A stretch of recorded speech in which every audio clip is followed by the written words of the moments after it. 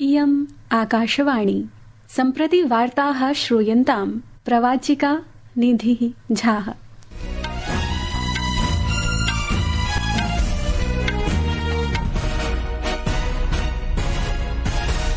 आदौ मुख्याः वार्ताः। प्रधानमन्त्रिणा नरेन्द्रमोदिना समुदीरितं यत् भारतम् एतादृशम् अपूर्वम् AI प्रारूपं प्रस्तुयात् येन भारते निर्मितं विश्वाय निर्मितम् इत्यस्य भावना प्रतिबिम्बिता भवेत्। गुजरातस्य प्रभासपट्टननगरे चतुर्दिवसीय सोमनाथ स्वाभिमान पर्व आरभत, यत् सोमनाथ मन्दिरस्य शाश्वत भावनायाः उत्सवो वर्तते।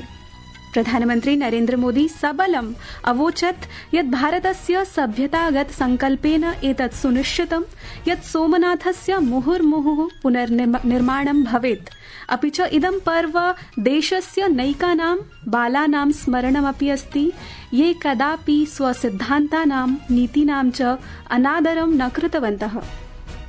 भारतस्य आर्थिकी समृद्धिः 7.6% भविष्यतीति अनुमानितम्। प्रवर्तननिदेशालयः सम्पूर्णे देशे एकस्य संगठित दलस्य विरुद्धं कूटशासकीय नियुक्ति वञ्चना प्रकरणे 15 स्थानेषु सहसान्वेषणं करोति।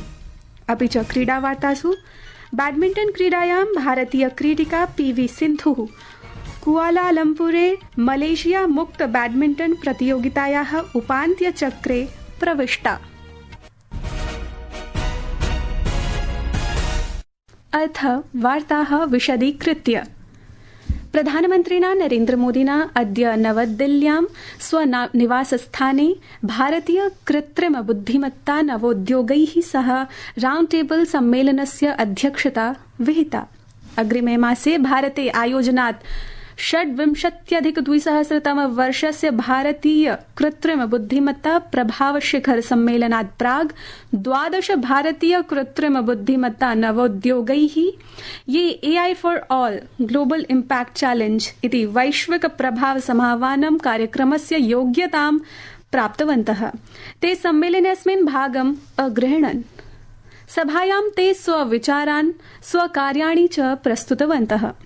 एताः नवोद्योग संस्थाः व्यक्तिगत विषय वस्तु भारतीय भाषा आधारित प्रतिरूपस्य वाणिज्यस्य विपण्याः उत्पादक कृत्रिम बुद्धेः च उपयोगेन 3D विषय वस्तु निर्माणम्, अभियान्त्रिक अनुकरणानि, स्वास्थ्य सेवायां निदानं, चिकित्सा अनुसन्धानं च इत्यादिषु विविधेषु क्षेत्रेषु कार्यं कुर्वन्ति।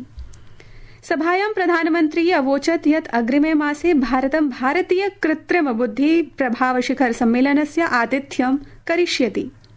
श्रीमोदी सबलम् उक्तवान् यत् नवोद्योगाः कृत्रिम बुद्धिमत्ता उद्यमिनः च भारतस्य भविष्यस्य सहनिर्मातारः सन्ति, अपि च देशे नवान्वेषणस्य बृहदाकार कार्यान्वयनस्य बहव्यः सम्भावनाः सन्ति। प्रधानमन्त्रिणा नरेन्द्रमोदिना समुदीरितं यत् भारतम् एतादृशम् अपूर्वम् AI प्रारूपं प्रस्तुयात् येन भारते निर्मितं विश्वाय निर्मितम् इत्यस्य भावना प्रतिबिम्बिता भवेत्। 26,100 वर्षे मोहम्मद गजनी इत्यस्य सोमनाथ मन्दिरस्य उपरि प्रथम आक्रमणस्य सहस्रवर्षं स्मरणार्थम् अद्य गुजरातस्य तटीयनगरे प्रभासपट्टननगरे सोमनाथ स्वाभिमान पर्व आरभत। अस्मिन् वर्षे उत्सवः पुनः स्थापितस्य मन्दिरस्य उद्घाटनस्य वार्षिकोत्सवेन सह अपि समागच्छति। भारतीय संस्कृतिं प्रति दृढविश्वासम् आत्मसम्मानं च प्रदर्शयन्तः चतुर्दिवसीय कार्यक्रमे देवालयस्य परिसरे अनेकाः आध्यात्मिक सांस्कृतिक सामाजिक गतिविधयः भविष्यन्ति। सोमनाथ स्वाभिमान पर्व इत्यस्य आरम्भे प्रधानमन्त्रिणा नरेन्द्रमोदिना राष्ट्राय शुभाशयाः प्रेषिताः। एकस्य सामाजिकान्तर्जालीय पटलस्य श्रृङ्खलायां सः अवोचत् यत् ऐतिहासिक अवलोकनं भारतस्य अत्यन्तं पूज्यतीर्थस्थलैः सह सम्बद्धां स्थितिस्थापकतां सुदृढ विश्वासं च प्रतिबिम्बयति। सः अवदत् यत् इदं पर्व देशस्य नैकानां बालकानां स्मरणमपि अस्ति ये कदापि स्वसिद्धान्तानां नीतीनां च अनादरं न कृतवन्तः।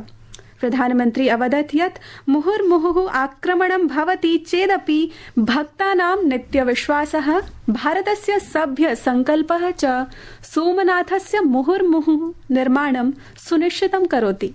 संस्कृतवार्तायाः संस्करणमिदम् इदानीम् आकाशवाणीतः प्रसार्यते।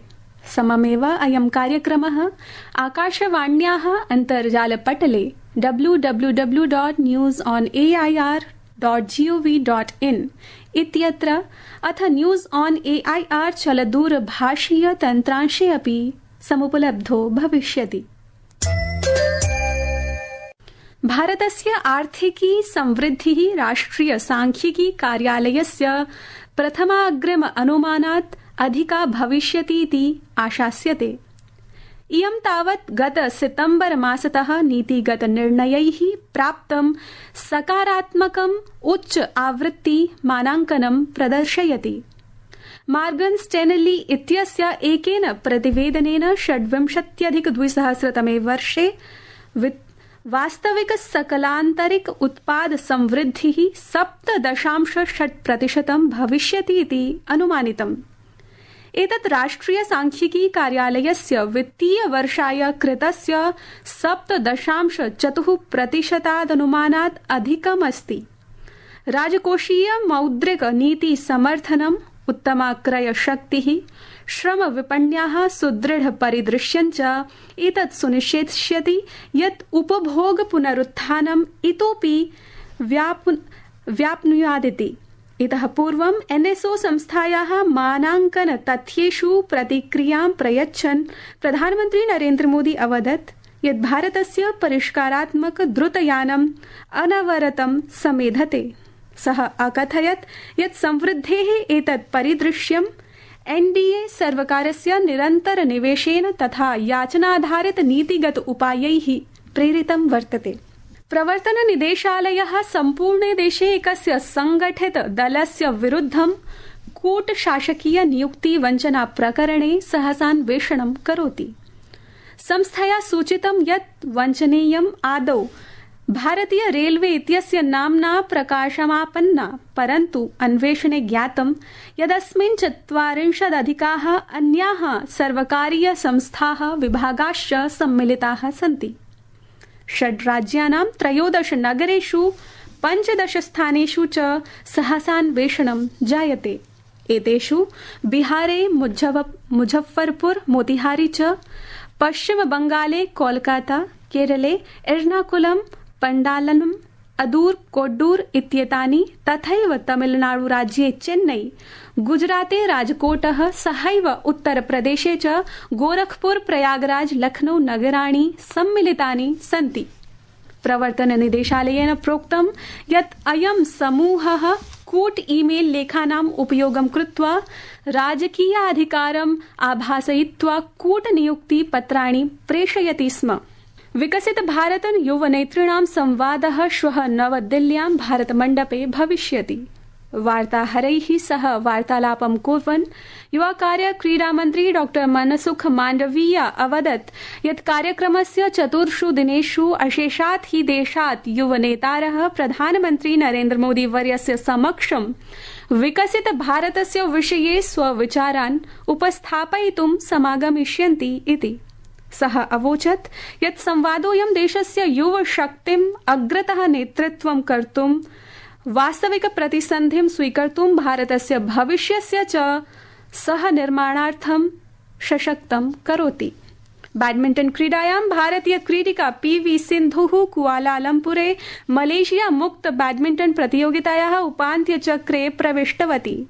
सा अद्य केवलं 32 निमेषेषु जापानदेशस्य टोमोको मिज़ायाकी इत्येनां 22-8-21-13 अङ्कैः पराजितवती। अनेन विजयेन सिन्धुः मलेशिया ओपन क्रीडायाः 4थवारम् उपान्त्यचक्रे प्रविष्टवती इति वार्ताः।